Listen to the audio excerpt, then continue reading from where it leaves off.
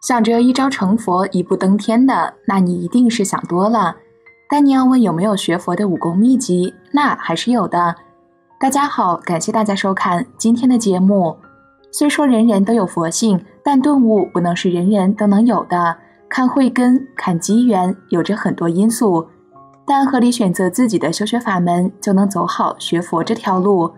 今天我们先听妙可法师来说说我们该如何选择自己的修学法门，获得佛法带来的殊胜利益。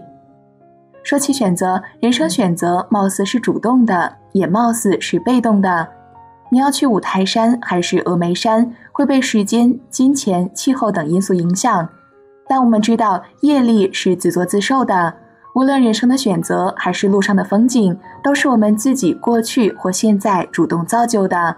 就好像我们考大学填报志愿那样，你要选择学校，还要选择专业。但无论你怎么选，前提都需要你的成绩达到相应的水平，以此作为入门标准来进行人生的选择，而不是你想去哪儿就去哪儿的。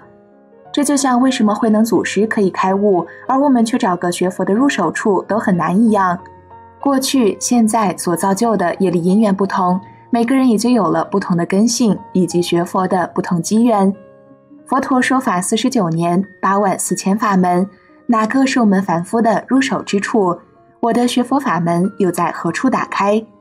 修学法门的选择到底是不是我喜欢就可以？不是，也是。修习佛法一定要建立起信仰，此为学佛第一门，迈得进去这一门才可以算得上佛弟子。而信仰的建立从皈依开始，很多人稀里糊涂的就皈依了，这其实并不可取。皈依不仅仅是一纸证明，更不是一次仪式就可功德圆满的。皈依本身就是佛法重要的修行方式。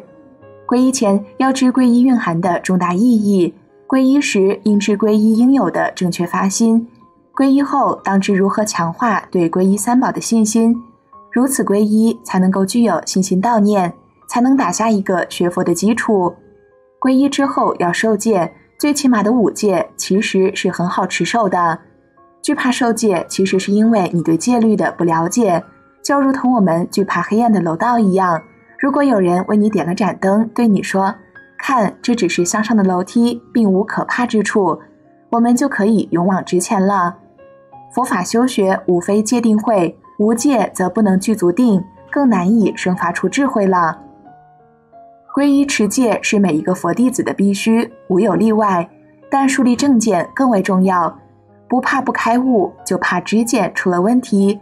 知见出了问题，就好比你要去五台山，结果飞去了日本富士山一样。树立正见就要从佛教的基础知识入手，对于一些基本常识要了解。我们出家法师经常遇到很多学佛的居士，问一些常识性的问题，甚至学佛很多年的居士也会有这样的问题，这让我们很困惑。且不说别的，一个佛教徒如果对佛教的基本常识都不了解，难道不是一件让不信佛者都耻笑的事情吗？掌握了佛教的基本知识，可以为以后深入学修佛法打下坚实的基础，也可以为我们树立佛教形象打下一个牢固的知识堡垒。这是破除邪见、迷信、弘扬正法所需掌握的根本性武器。当然，发心是佛法修学的根本，整个佛法修学也是发心从开始到圆满的过程。大乘佛教强调菩提心为根本，生发、常养、圆满我们的菩提心，则是大乘修学的全部过程与目标。知道什么是菩提心，如何生发菩提心，则是我们修学必须要掌握的内容。以上所谈就是我们选择修学法门，无论你喜不喜欢，只要修学佛法都是要必须掌握的，不是我喜欢就可以。人生有些事情并不能任凭己意，这恰恰也是我们世间学习的一般规律。佛法在世间也必须要遵守世间法的规律形式，才可以起到上求下化的作用。想想我们这一生求学的路，从小学到博士都是一个渐进的过程，路要一步一步走，饭要一口一口吃。学佛也是一样，加减乘除不学也不行，无论你愿不愿意，喜不喜欢，都绕不过去这一关。学习虽然枯燥，但如果不学这些基本性的东西，就只能距离自己的理想越来越远，以后的日子也不会好过到哪里去。虽然不是很赞成让不爱学习的孩子去搬砖，体验不学习的将来，但是确实不承受枯燥与寂寞，未来也只能面对出卖劳动的搬砖。同理，佛学基础如果不学，苦恐将更深。但是人和人是不一样的，就像中科大的少年班，就像六祖慧能，不识字都可以开悟一样。这个是个体的业力因缘使然，过去没有积累那么多的福报，那么多的智慧资粮，必然成就不了今生的超越凡尘。84000法门无非就是针对不同根性的人开显出来的，所以佛陀说法并不是佛陀想到什么说什么，而是根据众生根基随缘讲道。我们不同根性的人又根据自身不同的根性而获得不同的受益。所以当我们选择具体修学法门的时候，就可以根据自身的喜欢来进行选择，就是选择适合自己的法门。这个适合自己的法门如何选择？首先要看你对哪一个法门有特别的好感，这也是因缘。越简单越直接的，往往也是最有效的。从兴趣入手，往往能够起到最大的效果。其次，要在法师的指导下选择，应当征求法师的意见，避免出现自己选择错误。法门的修学，在法师的带领下，可以避免走弯路。佛法修学千万不可以从烦恼出发，从贪心出发，就会出现贪多求快的情况，即没有安心打好基础，也没有根据自身的实际情况来。从嗔心出发，就会将学到的东西用到别人身上，用真理去斩杀他人的结果是挥刀自刎。从痴心出发，就会将佛法变成怪力乱神，天天神神叨叨，人不像人，鬼不像鬼。佛法修学是为了对治烦恼，而不是让烦恼带动佛法修学。现在这个时代，净土法门是流行最广的，这也说明净土法门契合当下的众生根性与因缘。从宋代以来，无论天台、华严还是禅宗，都逐渐的回归净土。我们相信祖师们的正量，也应当相信他们向我们推荐的这一法门是当下最适用的途径。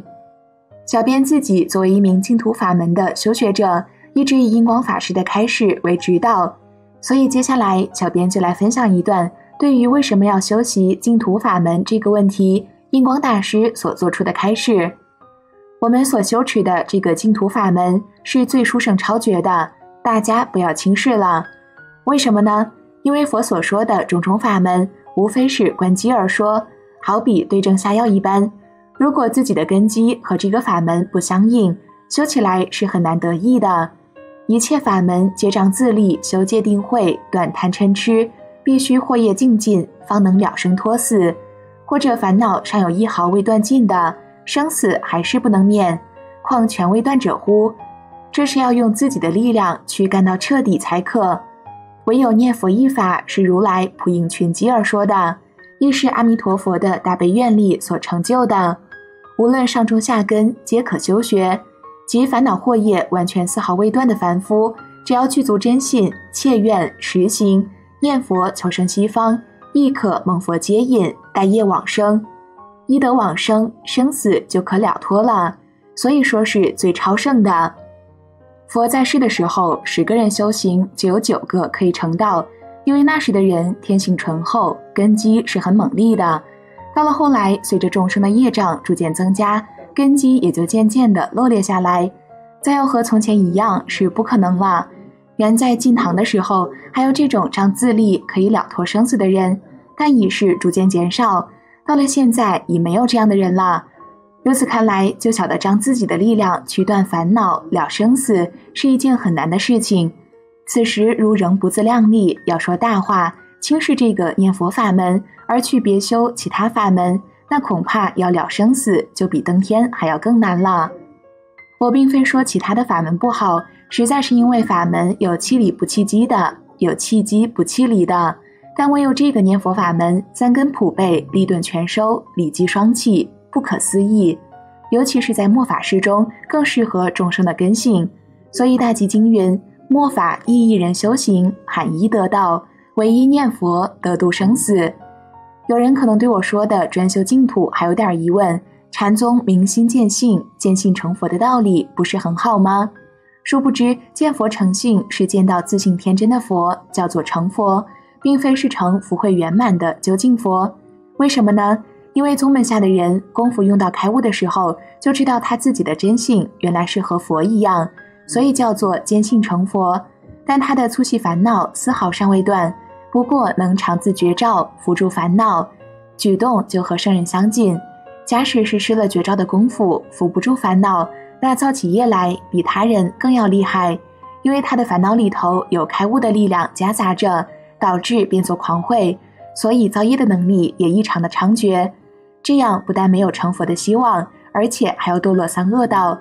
所以已经开悟的人更要加功进修，时时觉照，等到见思烦恼断尽了，方是了生死的时候，并非一悟便了。还有密宗即身成佛的话，纵然听起来是如此动人，但是事实上并没有如此快变。即身成佛的意义是说密宗功夫修到成功的时候，现身就可成道。然而这样成道不过是了生死而已，勉强说做成佛或亦可以。如果是真的当作成了五住究竟、二死永亡的佛，那就大错特错了。要知道我们这个世界在释迦牟尼佛的佛法当中，只有释迦牟尼佛一人是即身成佛，再要到了弥勒佛下生的时候，才可算又是一尊即身成佛的佛。而在这个释迦灭后弥勒未来的中间，要再觅一个即身成佛的，无论如何亦是不可得的。即使世尊重来应世，亦无实现即身成佛的道理。因此奉劝诸位不要不自量力，老老实实的念佛求成西方，才能不辜负如来说这个上成佛道，下化众生，成始成终的总持法门，即不枉费十方聚会在此灵岩清净道场的殊胜因缘。好了，今天的内容就和大家分享到这儿了，希望各位师兄可以勤修学，切实的得到佛法的真实利益，自利利他。那我们下期节目再见。